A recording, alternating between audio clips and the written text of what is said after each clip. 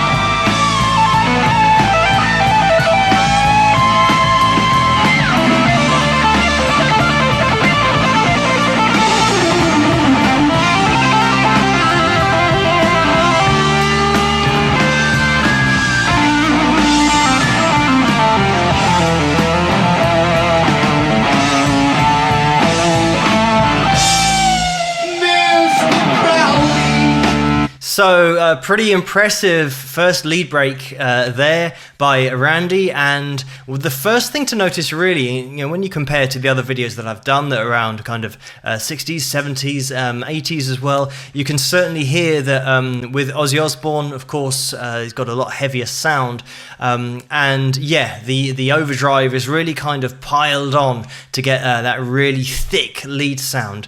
But in terms of guitar technique, you can tell that Randy's done his work. He's kind of got his alternate picking sorted, really nice clean lines as well, and yeah, really technically proficient. It's always the synchronization between the left hand and the right hand. As soon as you start to speed things up, that normally goes out the window unless you've sat down and really practiced it, almost kind of, to the point of insanity, just kind of getting it down, and usually to a metronome as well. It's kind of one of those things that all the fast players, you just have to sit there and kind of take your medicine if you kind of want to play really accurately and really fast. But also what I do like about Randy is that he takes, or he borrows notes from different scales as well whilst he's playing in the particular key. He'll play some really nice kind of natural minor notes that are in there, but I don't want to kind of get too theoretical about it, but he throws some really nice additions to the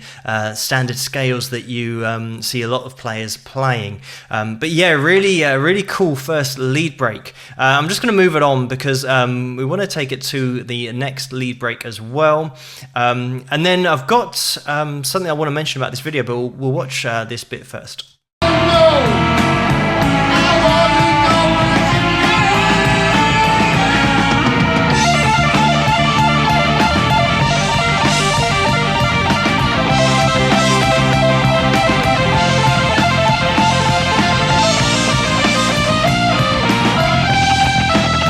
I'm just going to stop it there because there's a part that Randy's playing there where he's got kind of the harmony guitars going on, and he might be using a pedal for that.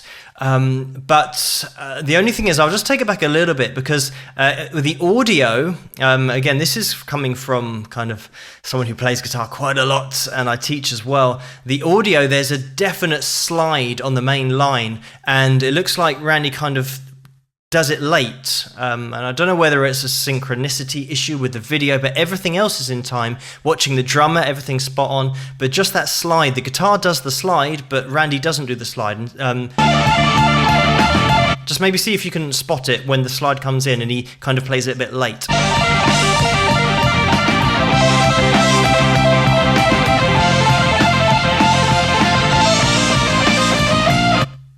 There we go. Kind of watching the guitar, it looks like when he plays the little na na na na na, and he's kind of doing that little slide up, the guitar isn't playing it, or at least we're hearing that it's being played, but Randy hasn't kind of moved up to that position on the guitar. I'm analysing in real detail here, but the only problem that I've got is that I can't figure out what's going on, because I think, well, if this is a pre-recorded performance, then there's so many long lead sections, then he's surely going to get unstuck at some point trying to remember exactly what he played before. But I'll keep watching it and we'll see, or I'll see if I can see any other little bits that might not be how it should be, or whether the audio doesn't match up with what he's playing. But yeah, I certainly kind of can't get my head around it, how this is recorded. I know that it is on a DVD, and sometimes they do overdubs for DVDs, even back in the 80s. So it might have been a case of that, but we'll keep watching and see if there's any other little parts that might sound different to how he's playing.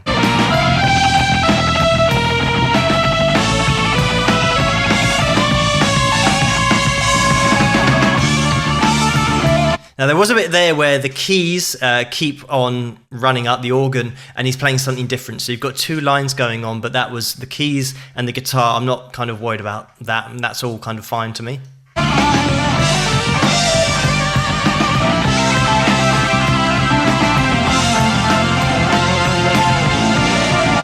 There's another little bit. At the end of the run there, he goes to a single note vibrato, quite a wide vibrato, whereas when he's playing...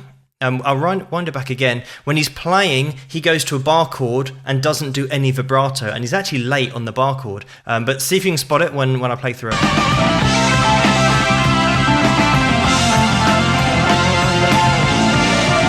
You see that that very last part? I'll do it again, but it's just a single note, but he's playing a power chord shape.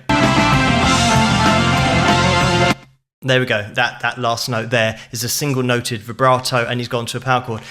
So this is really kind of doing my head in as to what's going on here. But take nothing away from Randy. He can play like this, and he does play like this live. It's maybe they just force the band to do like a pre-recorded version, which actually happens all the time.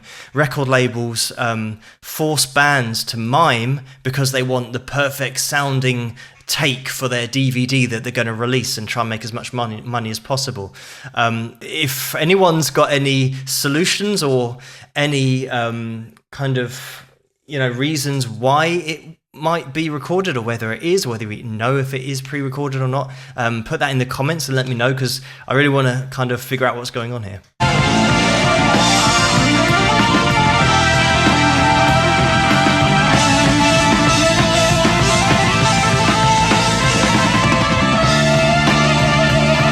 And the end of that line, he was out of his fingers played the line later than it actually came in. So I'm really confused now. And there was a bend there, and there was no bend on the notes that he was playing.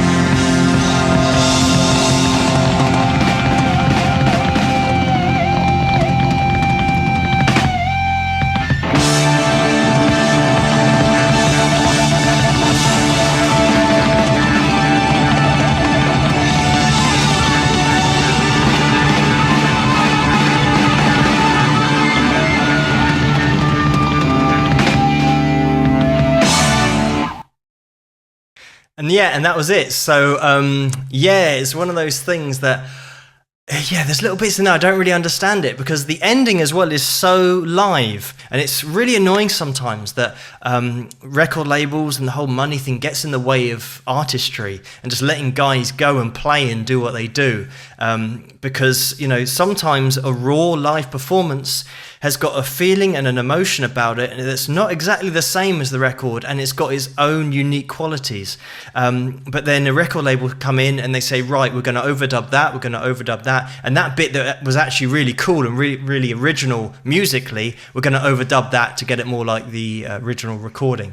And this is the thing that kind of gets my goat sometimes about the industry, and everything's kind of got to be so perfect and re-recorded and packaged up as something that it's not. It's a bit of a pain. But anyway, not to take anything away from Randy. I mean, this is a really cool video. Like I said in the first part, he plays some really cool stuff. He's got all of his techniques down, and he's a master of those techniques, and he's got great vibrato as well.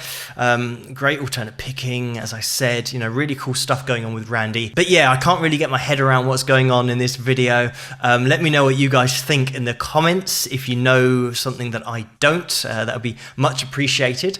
Keep these suggestions coming, of course, in the comments as well. If you like this video, please give it a thumbs up and subscribe, and I will see you guys at the next one. Rock!